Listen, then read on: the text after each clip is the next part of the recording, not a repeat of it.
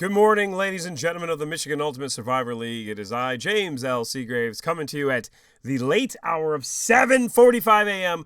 Got to go to work soon. My box is really small. Not touching that one because I made this graphic on the left-hand side with double-layered tabs for some reason, like an idiot.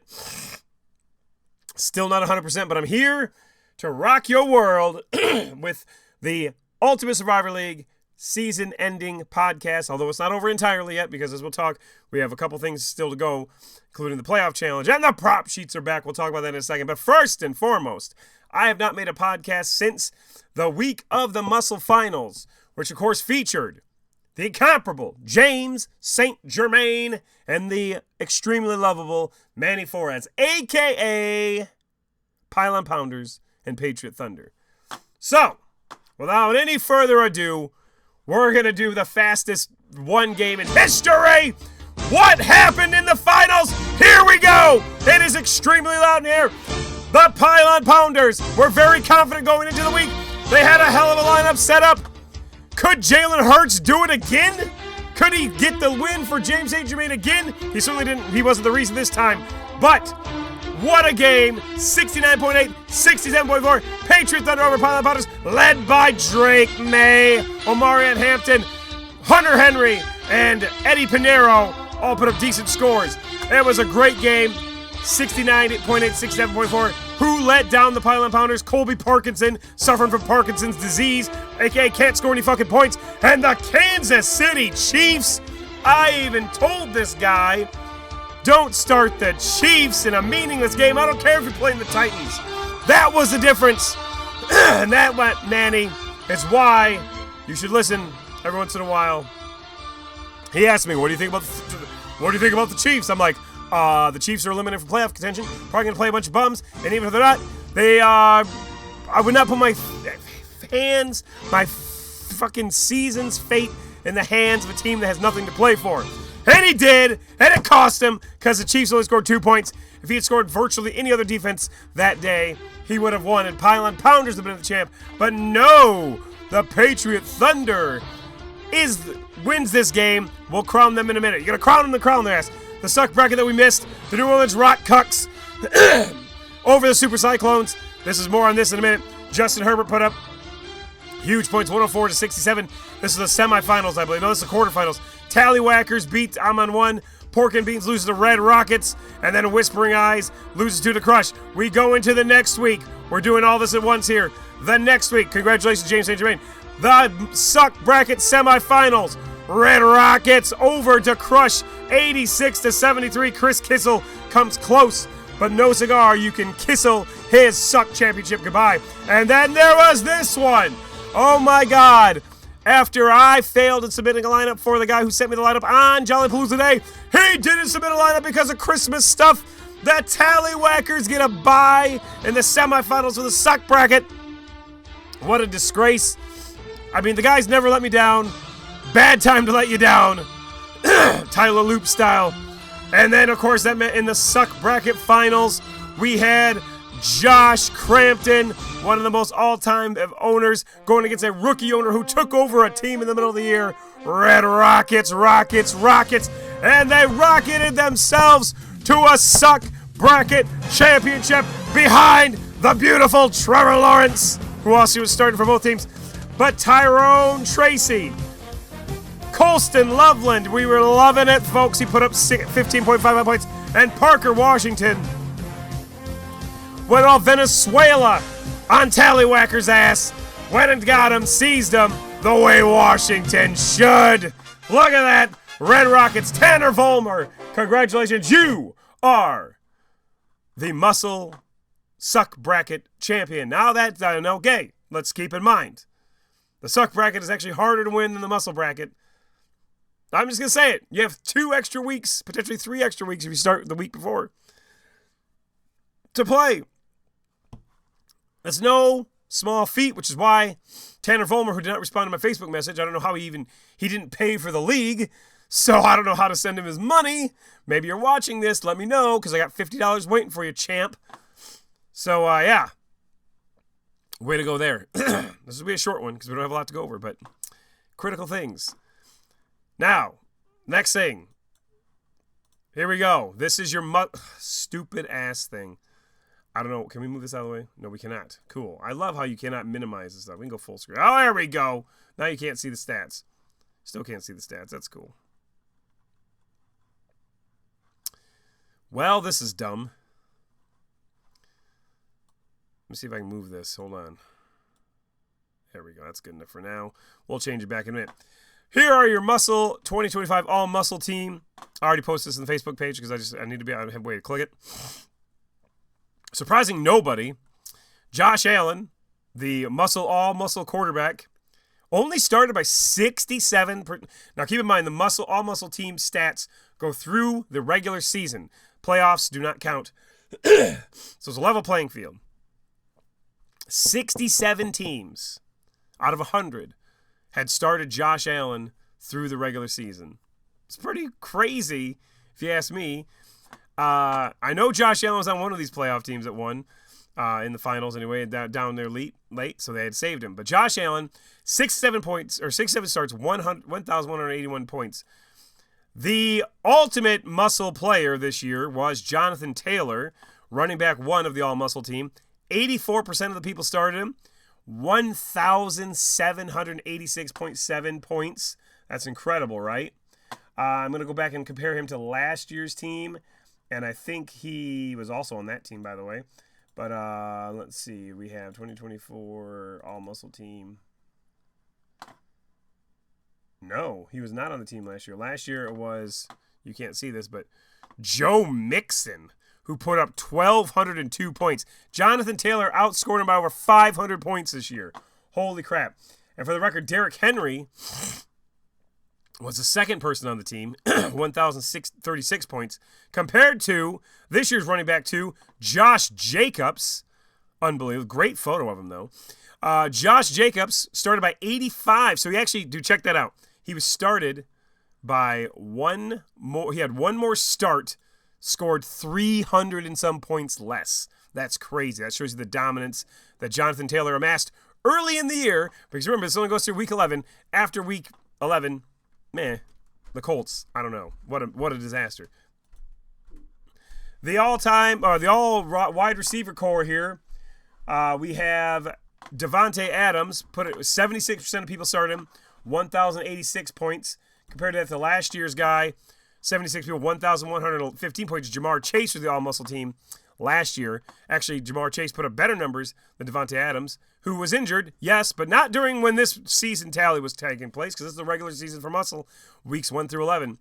Another great shot of Davante Adams. Who did these graphics? I don't know. Someone's really good. And then Jackson Smith-Njigba put up 1,049.55 points. Not as many as Davante Adams, and he had 3 more starts, but pretty close. Close, 30 points less. And this one here is going to come as no surprise. The All Musl tight end is, of course, Trey McBride. 85 starts, 855.35 points. Nice, very easy number to tell. About 10 points a game he averaged. And hands down, the best tight end. I do not have last year's tight end up here because I made him when I was in Indiana. I can look it up if I wanted to, but I won't. Kicker, Brandon Aubrey, no surprise there. Although, these days, you think it'd be little. But maybe next year it will be. 85 starts, 806.5 points. Brandon Aubrey, the number one scoring and probably started kicker this year for Musl. And then the Denver Bronco defense, 78% of people started during the regular season, 1,285.5 points. So there you have it. Your All Musl team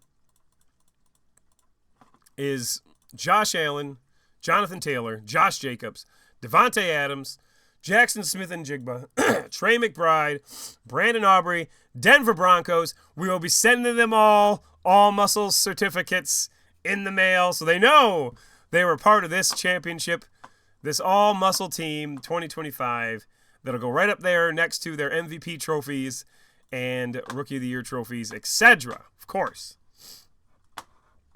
So now, we're going to go. It is my esteemed honor. I hope to God these photos in the right order. Here we go. It is my great duty as your commissioner, as your leader, as your founder, to introduce you to the Musl 2025 champion is none other than James St. Germain! Patriot Thunder takes home the title. Only person who paid via cash. I had to go get $700 in cash out for this guy. We love you. He's a customer of mine. He's a friend of mine. And he is now and forever will be known as a Michigan Ultimate Survivor. Congratulations, James St. Germain. Enjoy this moment if you're watching this podcast. You deserve it, friend. You said you were going to win it. You did it. Maduro style. Great job. That's what we have to say. That was almost perfect. Congratulations, James St. Germain. I want to thank you for your participation this year. You don't get the music, but Tanner Vollmer, runner-up for the next award, by the way. We did a secret ballot. A couple years ago, we did a public ballot. Didn't work out so well, in my opinion. So we did a secret ballot with several key members of the Musl franchise, and it was randomly chosen, too, by the way.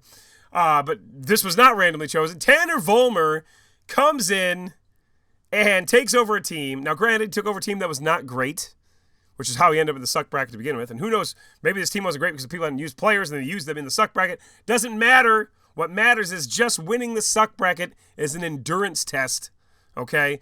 Because it is a long time. Weeks 12 through 18. It's about half as long as the actual season is, people, okay? Actually, it is half as long as the actual season is. So, Tanner Vollmer definitely got his money's worth since he didn't pay to be in the league.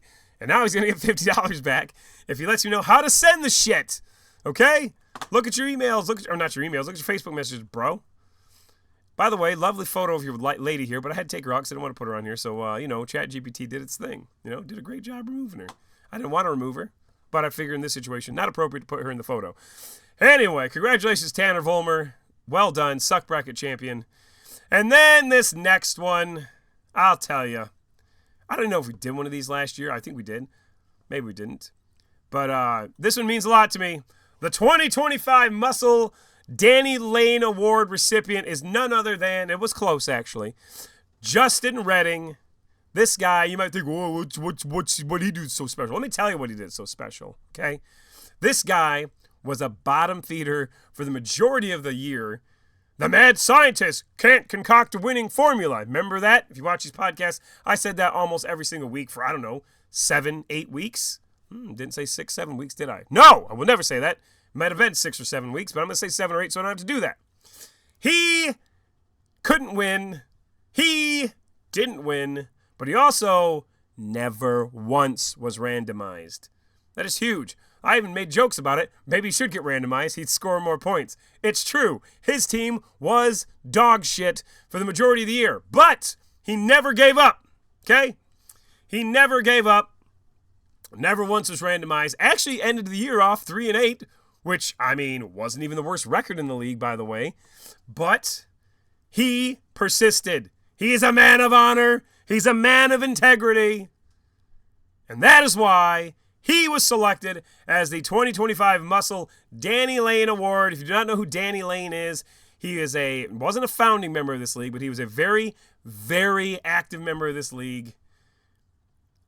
Recruited a couple people who I think are still in the league, I'm pretty sure. And yeah, man, he tragically passed away randomly one day. So, but he loved this league so much, and he spread the word of this league so much. And so this forever will be the Danny Lane Award goes to the best owner, in my opinion.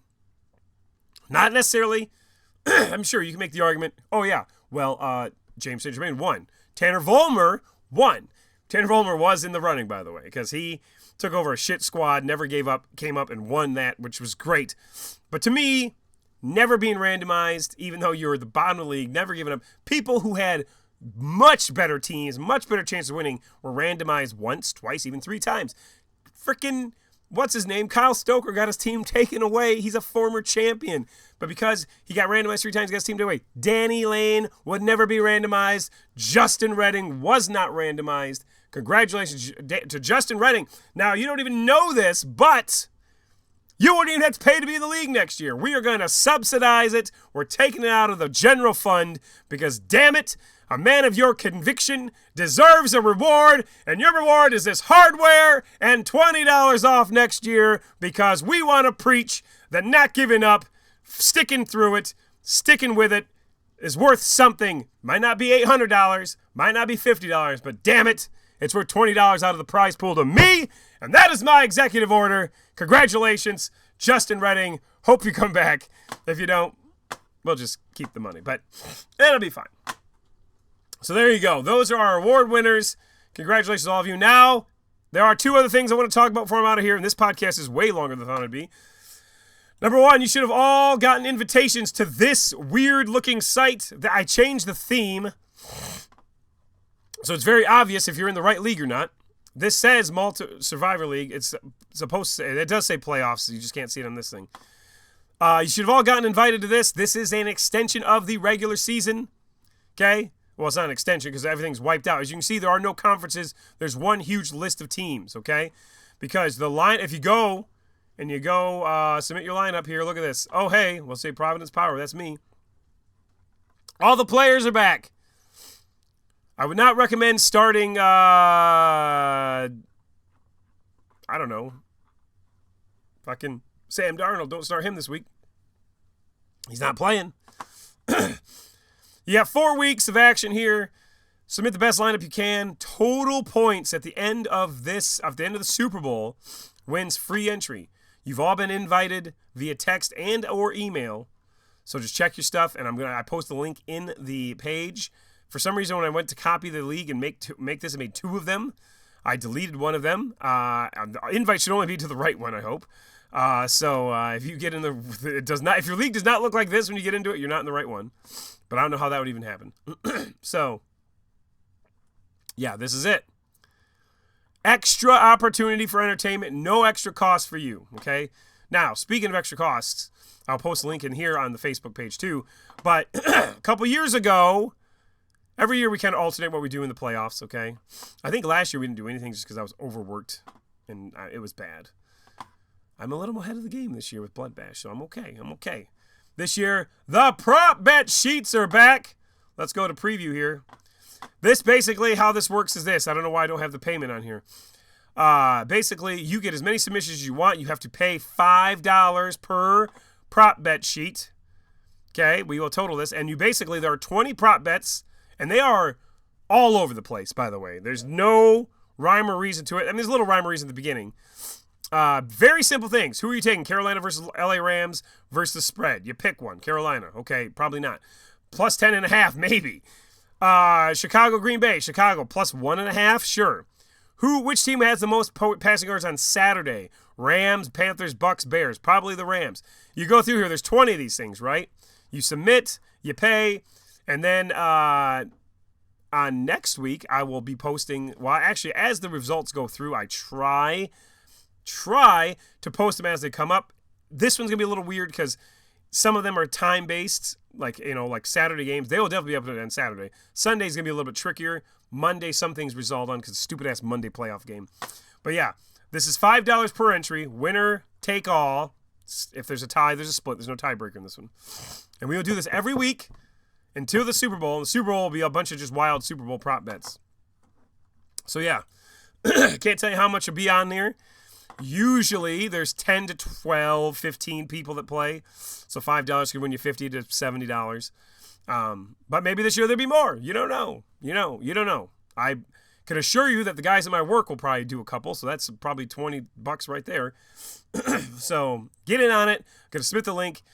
Hey, man, I'll tell you, I probably won't do a podcast to go over these. I might do a podcast next week just to talk about the playoff run and the prop bet sheets. So, we'll see. But if not, thank you so much. This has been, I met Chaz Jolly last night at volleyball practice, and I never met this man before, but he recognized me, and he talked to me like he knew me.